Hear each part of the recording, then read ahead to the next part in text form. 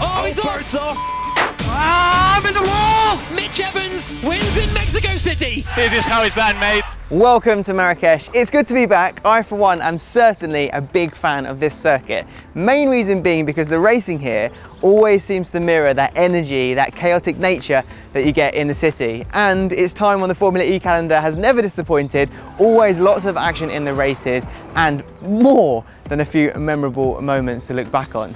So, we've got a lot to look into, a lot to analyse, especially after such a hectic race like we saw in Mexico City. So let's see what we've got to look forward to.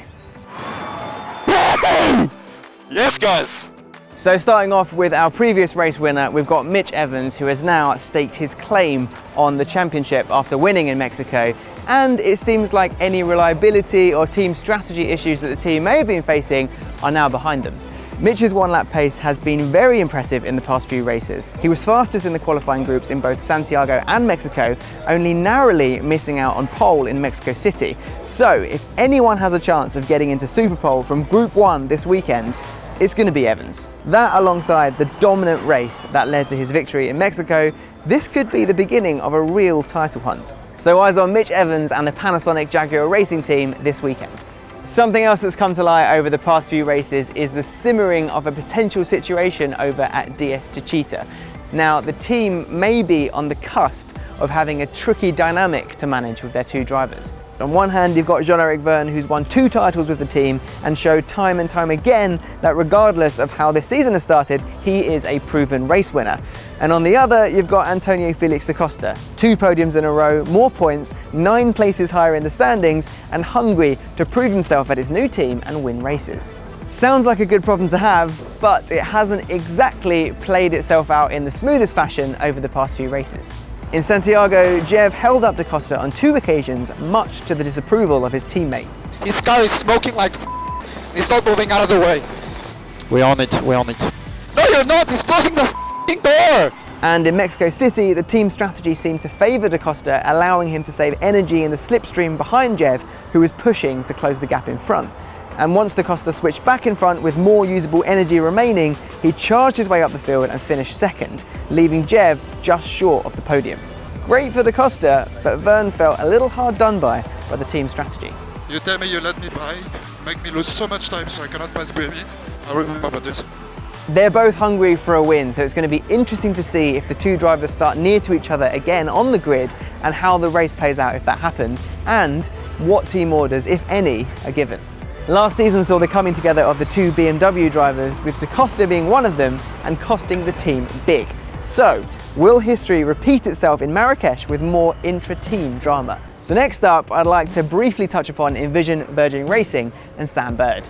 Mexico City saw what started as a fantastic drive for Sam Bird come to nothing, as he lost grip and hit the wall, ending his race.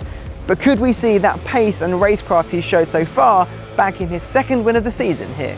Before you answer that, let me give you a little stat. Sam Bird has been on the podium of every Marrakesh E-Prix, so this is clearly a circuit he gets on with. Sebastian Buemi returned to the podium in Mexico City, and if that means that bad luck that he had before Mexico is now behind him, he could be in the mix here this weekend.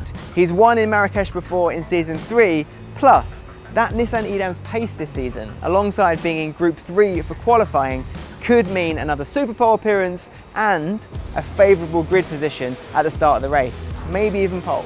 I love you guys! I love Mahindra! Now, if there's any team in Formula E that is synonymous with this circuit in Marrakesh, it has to be Mahindra. They've been on the podium for every race here, including winning the last 2 seasons. Last season saw Jerome D'Ambrosio capitalise on the BMW mistake and take the win with one of the best sequences of celebrations we've ever seen. Well done, mate! Well done, mate!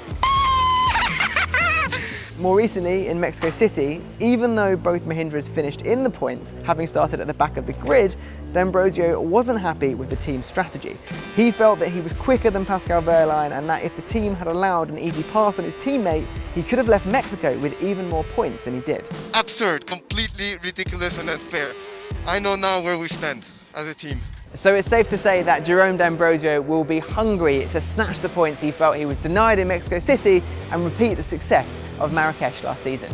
So moving on to BMW I Andretti Motorsport, and one of the nicest blokes in Formula E, Alexander Sims, he started the season off looking very quick, 2 pole positions in a row and a race win. He then followed that up last time out in Mexico City, starting the race in 18th and finishing 5th with the fastest lap of the race.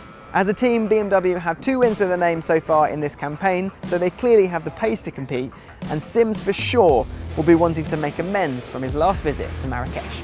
A quick mention of the 2 debut teams this season. Firstly, Stoffel van Dorn for Mercedes-Benz EQ. He showed us the consequences of a mistake, going from 1st to 4th in the standings after hitting the wall in Mexico. I'm in the wall!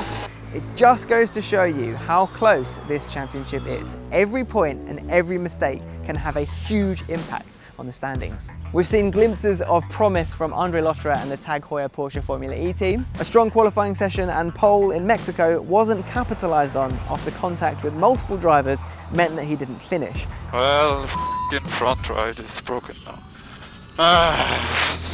So time will tell if they can bring the race performance that we saw with that first podium in round 1 to Marrakesh.